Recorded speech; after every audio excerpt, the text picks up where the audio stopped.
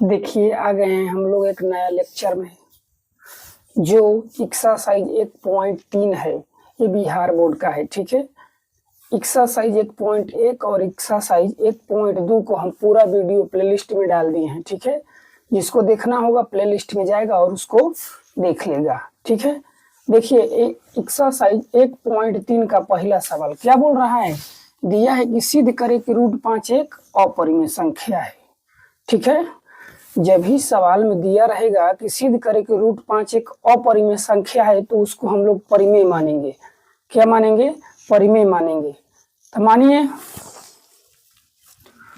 माना √5 एक परिमेय संख्या है।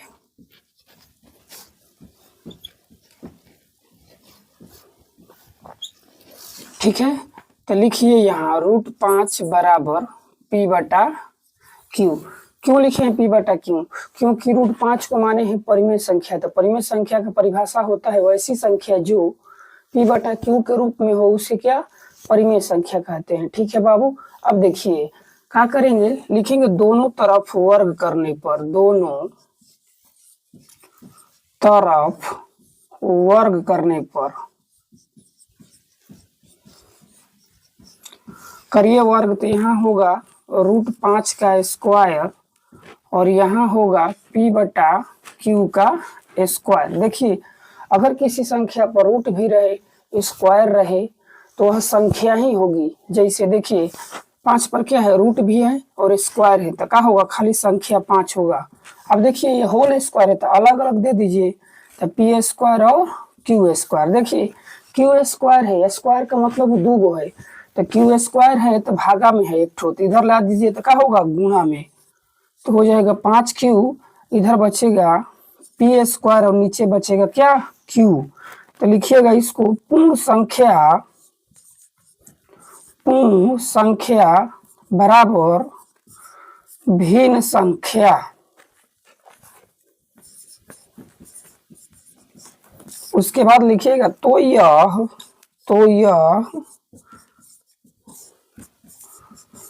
विरोधाभास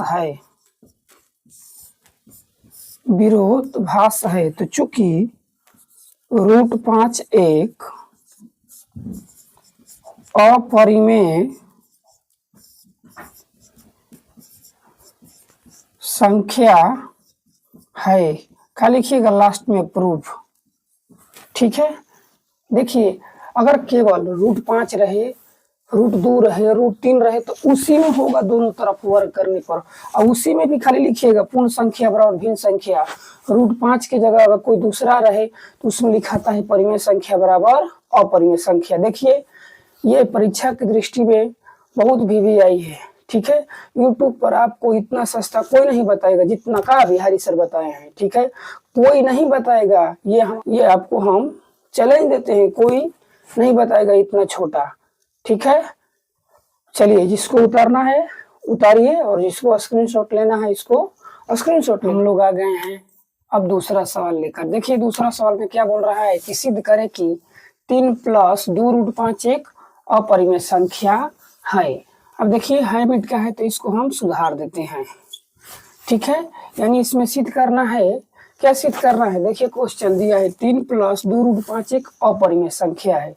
तो जब भी अपरिमेय सिद्ध संख्या, यानी जब भी अपरिमेय संख्या सिद्ध करना रहेगा तो उसको हम लोग क्या उल्टा मानेंगे, यानी उसको हम लोग परिमेय मानेंगे। तो लिखेंगे हम लोग, माना 3 + 2 √5 एक परिमेय संख्या है। क्या बाबू, एक परिमेय संख्या है, ठीक है। तो लिखिए इसको 3 + 2 √5 बराबर का लिखिएगा P/Q। देखिए इसमें वर्ग नहीं होगा क्योंकि सिंगल रहता है संख्या, उसका वर्ग होता है। इसमें क्या करेंगे, 3 प्लस में इधर आएगा तो माइनस में, तो इधर क्या बचेगा, 2 √5 बराबर लिखेंगे P/Q, हम माइनस कर देंगे 3, ठीक है। अब इसको उतार दीजिए 2 √5। अब देखिए कुछ नहीं है तो बट्टा में क्या है, इसका 1 है। दुनिया कोई भी संख्या रहे उसके क्या पावर में, गुणा में, भागा में 1 छिपा रहता है ना।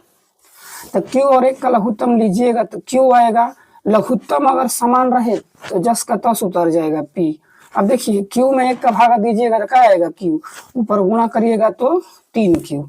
अब देखिए 2 का है, √5 के साथ 2 क्या है गुणा में, इधर आएगा तो भागा में हो जाएगा, तो लिखेंगे √5 बराबर p माइनस 3q और लिखेंगे 2q।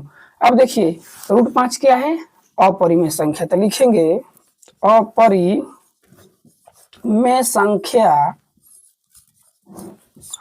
बराबर, देखिए p बटा q है तो इसको लिखेंगे परिमेय संख्या, परिमेय संख्या लिखेंगे तो यह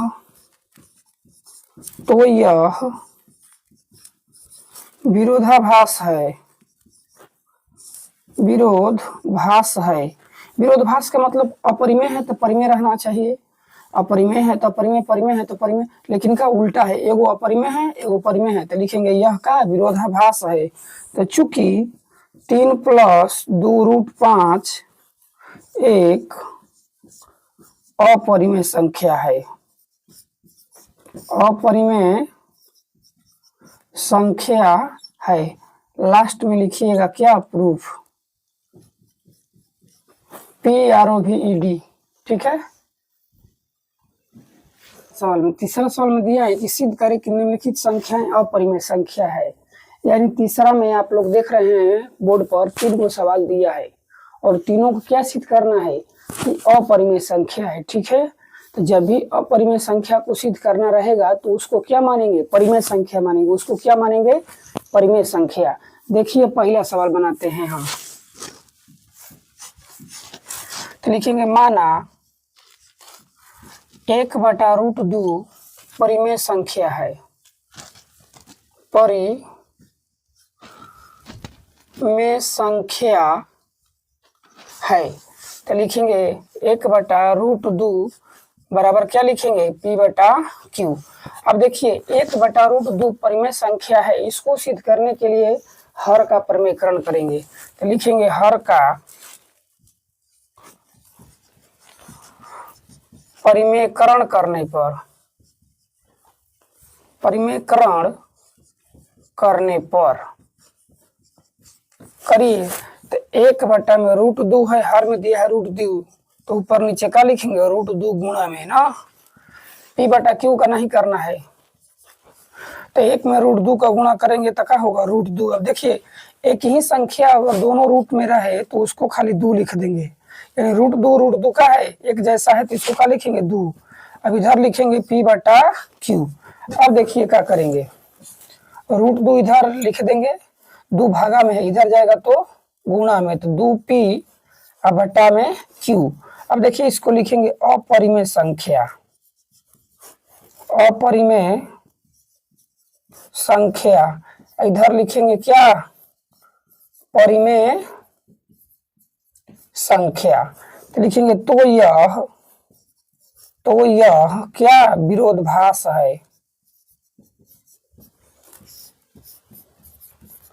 तो चूंकि क्या दिया है 1/√2 अपरिमेय संख्या है, अपरिमेय संख्या है, इसको लिख दीजिए आप लोग प्रूफ। ठीक है, अब आइए देखते हैं इसका दूसरा सवाल। देखिए दूसरा में दिया है 7√5, यानी 7√5, इसको अपरिमेय सिद्ध करना है तो इसको भी मानेंगे उल्टा, क्या मानेंगे परिमेय मानेंगे, तो लिखेंगे माना 7√5 परिमेय संख्या है, क्या मानेंगे 7√5 परिमेय संख्या है, तो इसको लिखेंगे 7√5 बराबर इधर का लिखेंगे p/q। अब देखिए 7 क्या है तो इधर गुणा में है, किसके साथ गुणा में, तो √5 के, तो बराबर के इधर आएगा तो क्या होगा भागा में, तो लिखेंगे √5 बराबर p/7q। तो इधर लिखेंगे अपरिमेय संख्या है, p/q में है तो इसको लिखेंगे परिमेय संख्या। तो फिर लिखेंगे तो यह विरोधाभास है,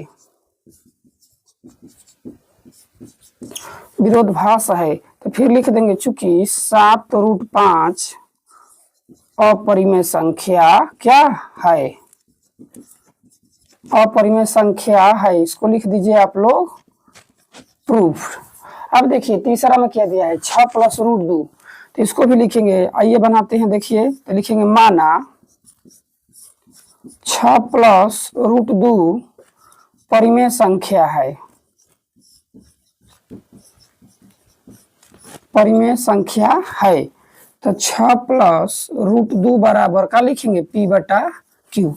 अब देखिए 6 प्लस में है, बराबर क्यों उधर जाएगा तो माइनस में, तो रूट 2 बराबर पी बटा क्यू माइनस 6, तो यहाँ होगा रूट 2। अब देखिए क्यू हो जाएगा क्या लघुत्तम, यहाँ बचेगा पी माइनस 6 क्यू। तो इसको भी लिखिए क्या, अपरिमेय संख्या, अपरिमेय संख्या बराबर लिखिए इसको क्या, परिमेय संख्या। तो यह विरोधाभास है, विरोधाभास है। तो चूंकि क्या दिया है, देखिए 7 रूट 5 अपरिमेय संख्या है, अपरिमेय क्या संख्या है। इसको भी लिख दीजिए लास्ट में प्रूफ, क्योंकि सिद्ध करने वाला सवाल को लास्ट में क्या प्रूफ लिखा जाता है। देखिए आप लोगों को हम एक्सरसाइज 1.3 का पूरा सवाल बता चुके, ठीक है, बता चुके हैं ना। देखिए जीवन में कोई किसी का खास नहीं होता है, क्यों, अगर किसी को आप खास मानेंगे उसका भी कोई खास होता है ना। इसलिए जीवन में सोच समझ कर ही किसी को अपना पूरा बात बताना चाहिए, नहीं तो वह व्यक्ति एक दिन आपका मजाक उड़ाएगा। जिसको आप रो कर अपना बात बताते हैं वही व्यक्ति आपको दूसरों को आपका बताया हुआ बात दूसरों को क्या हंस हंस कर बताता है। इसलिए आप लोगों को माँ बाप के सिवा किसी को जीवन में खास नहीं मानना चाहिए, ठीक है।